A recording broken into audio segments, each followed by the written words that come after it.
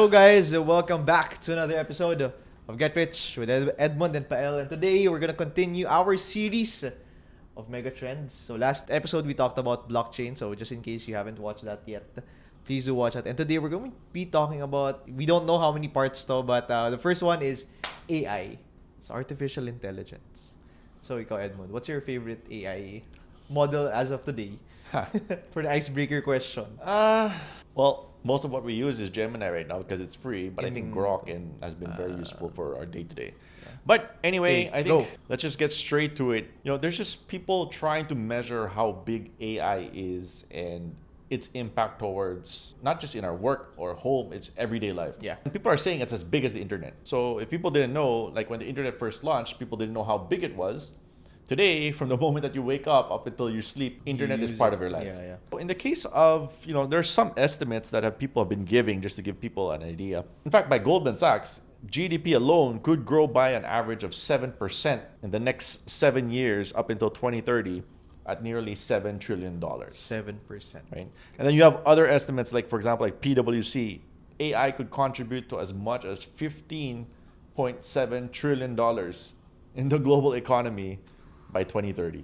The thing is, people really also don't know how much of a size it will contribute, but I think what we do know is that it's here. There was really a big question mark maybe earlier this year about all the AI capex spending. And I wanted to point this out because after spending for 2 straight quarters by your big tech or your Mag 7 stocks in the United States, you have Amazon, Microsoft, Meta, Google, etc. Right? And at the face of AI is what we call hyperscalers. Sorry. The face of AI today is NVIDIA. Okay, let me be clear. Because NVIDIA provides all the chips and it's a semiconductor. The process and everything. But for the hyperscalers, for them to actually gain more scale, I mean, after you have the parts buying from NVIDIA, right? Who will scale it on the hyperscaler side? That's most of your Mag 7. And at the top is AWS, Amazon, Microsoft with Azure, and Google Cloud, right? After everything that they've said, that okay, we're gonna go to massive spending. Yeah. Right? That's what their announcement is last 2 quarters. The question was, would that really translate into profit and to cash flow? Let's just give people an idea like how much they spend 2 years ago. In the case of Microsoft 2 years ago, okay, in 2023, was spending close to $8 to $9 billion in capital expenditure. Okay? Yeah. 2 years ago. Take a guess how much they spent last quarter. For CapEx, 8 to 9 billion a quarter. Today, how much are they spending? Take a guess. ano ba? Maybe low. Parang hindsight, I would think baka lower na kasi they spent na before eh. Well, but in reality, ano ba? But in reality, because of the AI cap, now they're spending $17 billion. So they doubled AI because CapEx in a spending quarter. In the last 2 years, in a quarter. Yeah. Because of AI. Amazon from $11 billion. Last quarter, they spent $32 billion. Triple. Where did they spend that on? Like data centers, infrastructure, anything AI related. Then you have companies, for example, like Google, $6 to $7 billion a quarter. Last quarter, they did $22.5 billion in AI capex. More than twice. Right. So again, we all know that these big tech companies are making so much money. Yeah. Will that translate into future profit? Right. That's the question mark. So just to give people an idea and expectation, estimates for your Mag 7 are still 18% in the next 5 years. First time in the last quarter, you've actually seen additional acceleration that has happened in those 3 big companies. So in the case of Google, it grew 14% after around 11 to 12 the last few quarters. Now it's 14%. So now it's reaccelerating. Yeah. You're seeing companies like Amazon be from single-digit growth, 8% in the previous quarter. Now it's at 13.3%. Crazy. And the best of all is Microsoft, because everybody thought it was going to start flattening out into single digit. Last quarter accelerated to 18%. So this is the reason why, kasi while you were saying those digits and those amounts of money that they spend on, capex, so this is the reason why, at least one of the reasons why Trump wants to really make America great again. Di ba? Like lahat nung spending na yan, he wants it in America and not all over the world. Tama ba? Not just that. I think if you read the statements of President Trump and his entire cabinet, they've already said that they lost the manufacturing war to China, right? Let's be clear. Shoes, clothes, products, anything that you have is made in China, right? And there's no way for them to compete. But the AI, and because they're still leaders in tech, for any country to continue to have that domination, usually we say it's either religion or economic powers. And at this point, it's really the economic powers that's in question, right? It's the tech side. And right now, let's be honest, sitting at the top of the food chain in terms of tech is still US. And they cannot afford to lose this AI race. That's what the exact words you said. Just to put it everything in a nutshell, all of those capex of those companies are in the US. Well, at least majority. I'd like to say majority. Actually, I don't know where exactly those capex, but I think the point being is that whether it's AI capex elsewhere or spending it elsewhere, the point is it still makes Mag 7 tech the most dominant. Right? Think of it from this perspective. Mag 7 spent close to $70 billion in capex. That's almost $300 billion for the full year of this year. Crazy. On 7 companies. And hopefully those capex would translate na sinabi ni Goldman Sachs to that 7% GDP. Exactly. And increase productivity, increase revenues. And we're actually seeing it, right? Like in terms of work. Let's be honest. People say, hindi, wala naman impact ang AI naman sa trabaho natin eh, diba? But then you start to see it slowly in different industries, right? So, for example, like in finance, you need less analysts. Because now I can get data from Grok, ChatGPT and Grok and give you a better answer, right? In terms of architecture, now you might see in the future less draftsman, for example, because then the architect now, instead of having the menial things, you can have it done by ChatGPT. That's check na lang. Or in law, hindi mo na papagawa yung mga contract. Ngayon, upload mo lang. Upload mo yung contract. Tapos counter-check mo sa kabila. So you do it on Gemini. You do it on ChatGPT. Tapos pa-check mo sa ChatGPT kung tama yung ginawa ng Gemini. Diba? And then you just proofread na lang. So everybody thought it was going to be on the expense side. So what do I mean is on the expense side is that you trim down whether it's people or make the company more efficient. It's just how AI is really... You reduce your cost. Reduce your costs, right? Increasing productivity. But actually, for the first time, like for Mag 7, you're seeing reacceleration happen. On spending. On growth. So meaning on top line and in revenues. And whenever you're seeing that type of acceleration or reacceleration, it's actually a good sign for the entire country, right? You're talking about the reacceleration of their capex, right, on these companies. And then we're seeing it when you take a look at those companies today. Isipin mo, diba, nagkaroon tayo ng tariff war, nagkaroon tayo ng Iran-Israel scare, or war scare, and then you would see charts went down and then like parang wala nangyari. Like they're back in the all-time highs. So is that the reason why they're back in that? And we actually had a podcast on this, right? We also always get this question, why is the Philippines down here and why is the US continue to rise? In fact, to give people perspective, over the last 5 years, the PSCI has risen 9%. From the pandemic lows. From 5 years ago. Yeah. Not CAGR, Total. The US has doubled over the last 5 years. Over 100%. Over 100%. 103% to be exact, the last 5 years. Everybody thinks that, okay, US mahal. Or it's expensive because nandyan sa taas, diba? And then you really start to question, where is the earnings growth happening from? Right? In fact, from the NY FANG alone, today, if you look at the profits of NY FANG, it's more than the entire S&P. What's NY FANG? So NY FANG is all the big tech companies in the United States, right? Total contribution to profit is now more than the entire S&P, which composes of winning and losing stocks. And that's a scary part because everybody thinks like whenever you're seeing this level of concentration in a few stocks, it usually means it's a bubble. So you look at perfect examples, 1999, a dot-com bubble, right? Where just a few stocks were majority of the entire breadth or in terms of market cap. Today, you're actually seeing even higher, if I'm not mistaken. I'll have to double check on that. And the difference is the companies today are making most of the money, and this is those big tech companies that are making most of the profit. So it's not, you're saying it's not just a bubble. Kasi so the question is, if it's a bubble, usually earnings are not going up, right? But today, earnings are going up at the same pace. Yeah, and their balance sheets are exactly. So people question, how did Nvidia go from $400 billion to $4 trillion over the last 2 years? Because I'll tell people, because today, Nvidia went from making $1 billion a quarter to now close to $25 billion a quarter. Crazy.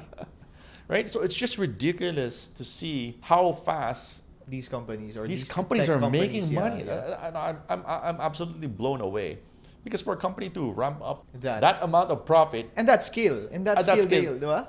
siguro closest one to Philippines is Bingo Plus. But that's a different story. Story, But it's just that to see it live in 2 years' time, it's like incredible. Like how NVIDIA was able to grow $3.6 trillion in market cap in value in just the last 2 years. Do you think this is maybe like for the past years a start in the shift on how we should approach investing? Because there are different, like for example, we talk about interest rates, and then we talked about what you brought about that example now. It's the market breadth, meaning basically the minority of those companies are driving the majority of the performance in a certain index, right? We're seeing these different indicators being switched or non-relevant na yung mga dati nating what we're using for information. So do you think we're approaching that change in how we should look at our investment? Or the principles still remain the same, focus on companies that have good earnings? I think the foundation hasn't changed. Mm-hmm. What has changed is how fast markets price in these types of information. Because markets are being more efficient. Because getting more efficient. The access to information is just instant today. And so what do I mean is that good companies that tend to trade expensive are always going to be expensive because there are rightful reasons for it. While things that are cheap, there are also reasons why things are cheap, right? You're having a huge valuation discrepancy. So everybody says Philippines 10 times PE. US is 27 times PE on the S&P. Which is like, when you take a look at it, the US today is the most expensive it was in history, and the Philippines is the cheapest. In a non-recessionary environment. In history, in history also, right? In fact, you've never seen Philippine trade at these types of valuation. And I tell people, well, expect that to be the same in the next few years. Okay. And why? It's because the foreigners, when they look at it in their portfolio, you're having a global slowdown. Where do I put my money? And the question is still, in United States techs. Because at the end of the day, tech will probably be your most defensive sector. Now, I'm not saying don't invest in the Philippines. That's not my point. I'm just saying expect the US to remain expensive and expect Philippines to remain cheap. Okay. Now, with that being said, is there opportunity also in the Philippines? My answer is also yes. It's just that when you're investing, you have to take this into consideration. Because if you buy something and then it doesn't go up, baka mainis ka eh. Ini-expect mo, sana up 30% ito or up 40%. That's not what we're trying to say. In fact, long-term average for the S&P is probably sitting at what, 10, 11%? I don't know. Per year. Per year in the last 100 years, right? 9 to 10%. 9 to 10% the last 100 years, diba? So in the Philippines, right, keep your expectations in check. But I really, really, really do believe that there is significant opportunity in the Philippines. Before we go into maybe what companies or what sectors to look at, and then we talked about the big tech basically in the United States, right? When we approach investing, there's a different way on how we approach investing, quote unquote, in expensive companies and cheap companies. Because the risk when you're investing in expensive companies, baka pag bumagsak, nakakatakot. For sure. And in cheap companies naman, it can either create new lows or you can wait till forever before it recovers, diba? So maybe we could help them set expectations on how do we invest in quote-unquote expensive companies and quote-unquote cheap companies. So maybe we could start. So how do you take a look at that? So whenever I look at companies up there, there's really two parts. So whenever we're studying fundamentals, it's always about narrative and it's always about numbers. Okay. What normally drives company to speculative phase is obviously the first part is narrative. What's the story? Why do people get excited for it? Right? So during the initial stages, you had this excitement for AI. That's the narrative because it's going to contribute XXX in terms of GDP growth. The question is, can they show the numbers in the future? Meaning, are they going to make more money? And we've seen it from the shovels, or what we call NVIDIA, which went from making $1 billion a quarter to $25 billion in a quarter, right? Which is absurdly high. So the question is, for the rest of the companies that are built on this AI phase or on the speculatives, can they produce earnings? Right? Okay. So And earnings pa rin. Earnings pa rin. Okay. So it's a combination of both. Because the excitement is there. Right. The question is how much. Baka mamaya, the market's expecting 30%. And then if hindi nabigay yun, Hindi mo nabigay yun, it might cause a crack. So it's very different. because people will always pay an excess during good times in terms of valuation. So if you're understanding it, it's like when people get excited, they will always overpay for something, whether it's shoes, consumer behavior, labubu, labubu or whatever, right? When people get excited for it, people will pay a premium for it, and it's opposite when nobody wants you. Right. When nobody wants you, nobody's gonna pay kahit ano yung fair price mo. They'll pay a lot less for it. Yeah. And that's what the Philippines is happening today, because nobody wants to touch the Philippines because everybody's afraid of, there's a entire ASEAN has been weak. Why am I going to touch the Philippines, right? And it's the same case. That's the reason why the Philippines is also trading at current valuations. Yeah. Is there a narrative for the Philippines? I'd actually say all the narratives for the Philippines are bad. Political uncertainty, baka mawala ang BPO, etc., right? But if you look underneath the surface and you look at the numbers, it's not as bad as what people are expecting. And that's also the reason why, I invest in the Philippines, I invest in the United States. Yeah. It's just keeping your expectations in check. Yeah, right. Because when nobody likes you, like in the case of the Philippines, it's going to take a long time before it starts going up. And that's the reason why we've been pushing forward to buying cheap, buy low, sell high, and buying stocks with yield and dividend. Right.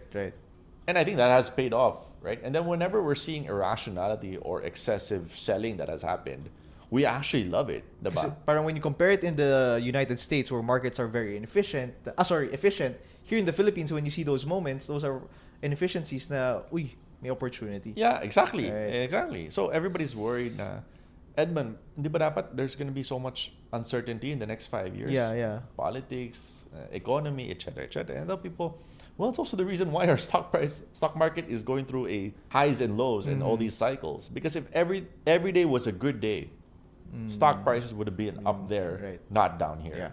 Yeah. And you wouldn't be able to make as much money as you could possibly if everything was up there. Yeah. Totoo.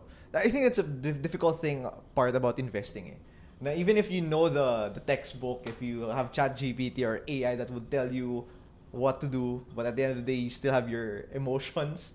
Your biases. Your biases, diba, that would dictate on how you move, but at the same time, you need to be objective before moving in the specific sectors and stocks. So, okay, now we talk about expensive na we need to have that earnings, we need to have that narrative. But when you take a look at stock prices, now for example, let's say when we take a look at maybe Nvidia or any top tech stocks, diba? When before the prior all-time high, when they went down during the Israel crash, diba? So what, 20% drop? And then when you take a look at the all-time high rally, it's about what, 50%? And then you would say, parang mahal na, hintayin ko yung pullback. Pero it rallied another 20%. So how do you deal with that? So do you just keep on buying?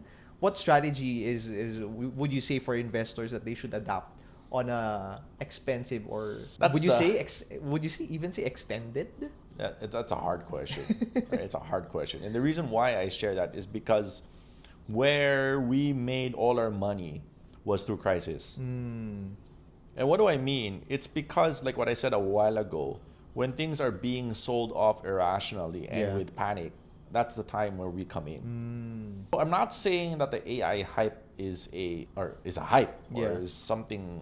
The problem is everybody knows it's there. It's there. Yeah. And everybody knows it will continue to grow. So if you're putting a portion of your assets, for example, into asset allocation and buying, let's say, like the global equities, because you're buying the next 5 years, it's going to grow 18% per year, I will also not argue with that statement. Just make sure that your time horizon and your expectations are in line with each other. Right? Because mamaya, pagbili mo ng US stock, buba ng 10%. Yun pa yung peak. Takot ka naman. Diba? But understand that if you're doing this from a 5 years perspective, then expect sell-offs to happen. Right. I think just to add to that, another thing that also worked for me is, of course, that we're seeing these markets move very strongly, diba?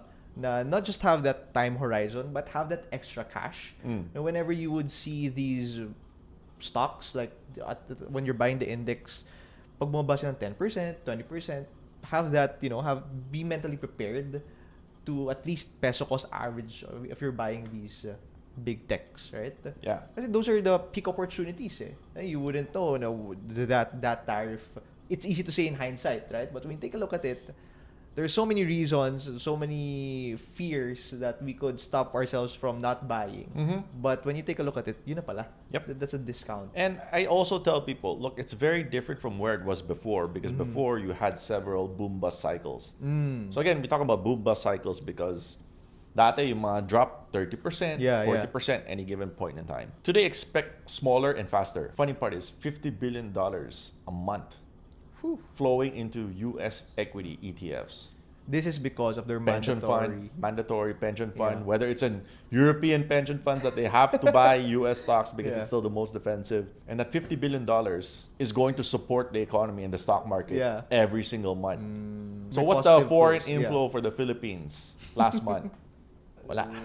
Zero, diba? And that's the reason why our stock market goes through volatility, while the U.S. tech stock just continues to channel or higher. at least magnets above. Yes, exactly. And moving. Okay, now that we covered that, and that's how we take a look at expensive stocks. Now let's go back to our homeland, Philippines.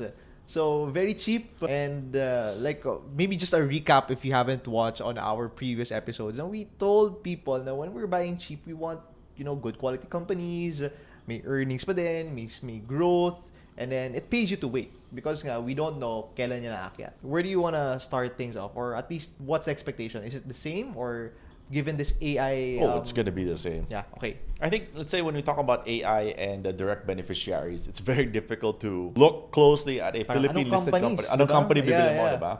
In fact, if there's a single company that's purely tech in the Philippines, parang wala.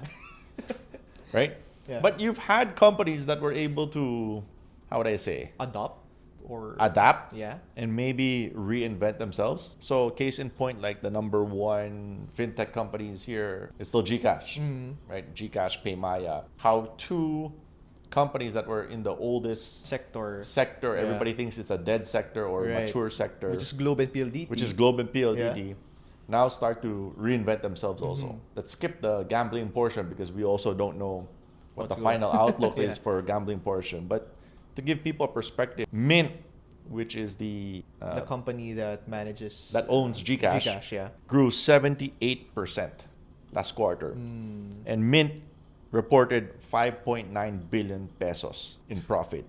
That's close to 24 billion. And Globe owns Mint, correct? Para lang alam nila Globe owns 35%, if I'm not mistaken, of Mint. And then another 30+% goes to Ayala and the Japanese. Right. Case in point, you have a company that makes 6 billion, and this is also a tech company, I'd like to say, right? Which is very capex light and just, does maybe, last I talked to them when they were doing 40 million transactions a day, I'd probably say they're probably doing 50 million maybe. Today, I don't know what the exact number is. We're still waiting for the prospectus and the IPO details to come out. And obviously, the biggest hindrance to them today is what's going to be the impact on the online gaming side. But with that being said, I still think that they're still going to generate a lot of money, right? Regardless of the gaming side. So when you take a look at it, it's good that these companies from a very old sector pivoted into at least fintech, which is Globe for GCash and PLDT for Maya. So is it safe to say, or at least is it for us to consider that these companies are not just telco companies but are also fintech companies already? So 100% with that statement. Globe is at the price where it is before the rally. Yeah. And it rallied because of GCash IPO and GCash profit. It's back at the same price where it was because of maybe 5 years ago. Because of the panic. Yeah. Diba? So if you're buying the original business of Globe and you're buying Globe today, it still gives out 6+% cash dividend. Okay. Which is way higher than some of your REITs because a lot of REITs have already increased in price. So, bumaba na yung yield. So I think like Robinson's RCR is A-REIT's giving you what? 5.5 maybe. RCR I think it's like 5.2, 5.3. Yeah. 5 to 6, just to see. Safe to say mga 5 to 5.5 for the REITs, for the A-REIT and C-REIT and RCR. Globe is 6%. Yeah, 6-7%. PLDT is doing the same or even higher. I'm not sure on.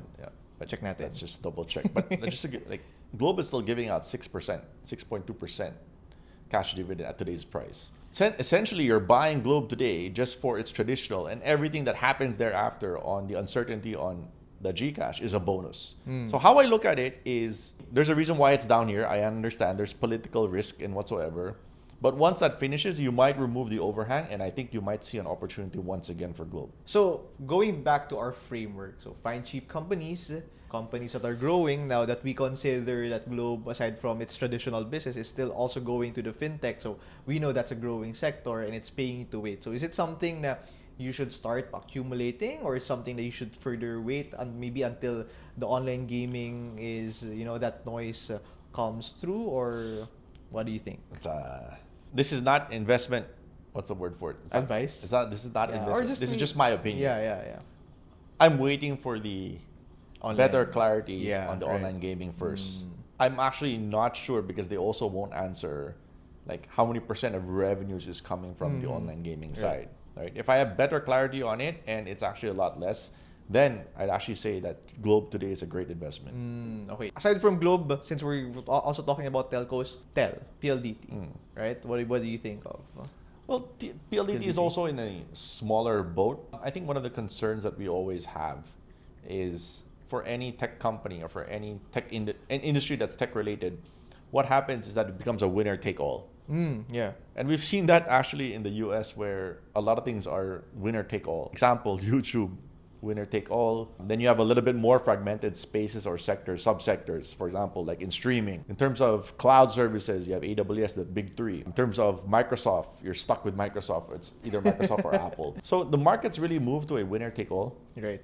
And the ones that are benefiting are always the leaders. And that's the reason why my preference is still GCash, because it's still the leader. Right. PLDT today, just for this recording, it's paying out at least 7%. So do you think pwede na yun?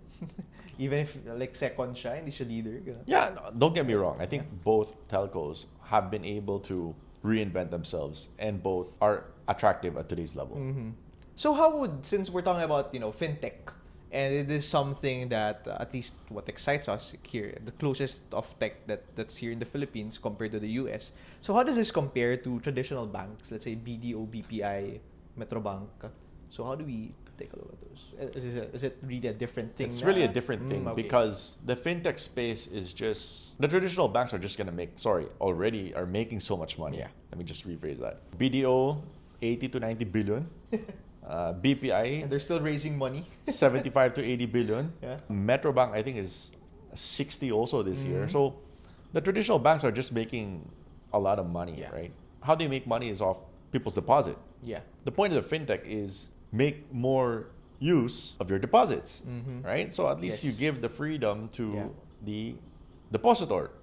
And I think that's the point for some of these online digital banking. But again, a lot of these things are cash and burn, right?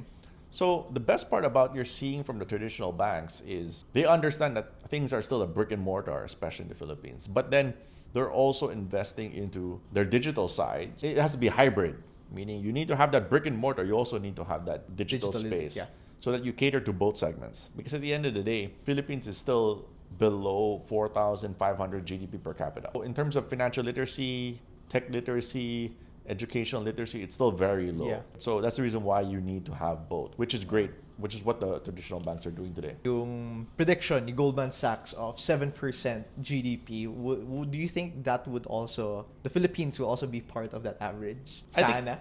Sana. I also think it's still inevitable as economies continue to grow. Yeah. Wages are expensive in the United States.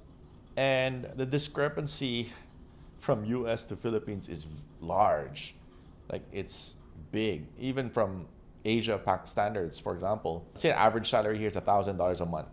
55 to 60,000 pesos a month for tech. Example, for entry level for tech, which is, I think, high if I'm not mistaken. What are you looking at in Singapore? $6,000, $7,000 US dollars per month. Right? Yeah.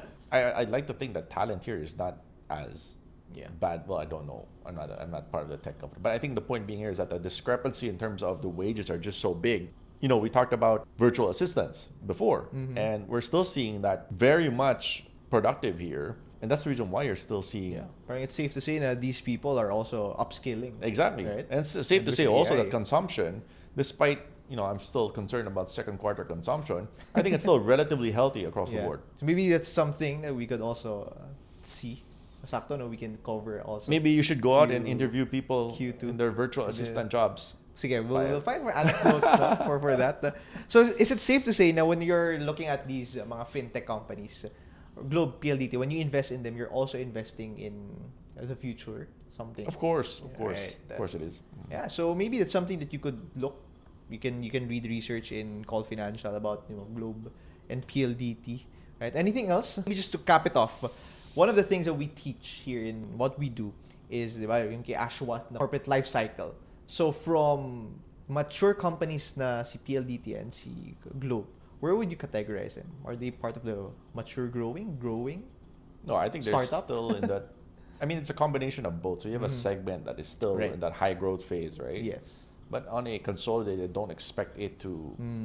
Maybe you're sitting at the mature growth to mature stable. I'd Right. probably say mature stable phase for most of the telcos. Yeah. Both Globe and So, PLDT. so those are ways on how we put our expectations when we're investing in these companies, whether it's in the United States, whether it's in the Philippines. It's really setting the right expectations for your investments.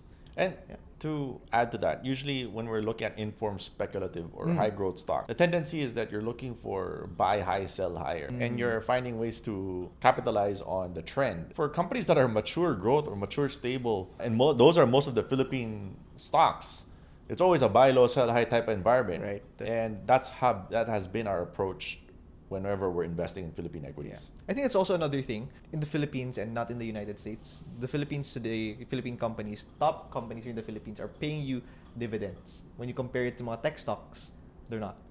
They don't need to. They don't need to. So those are one of the things that you can also take a look at. I think the important part of today's podcast is trying really to understand the stock market landscape as of today and what to expect in the next few years.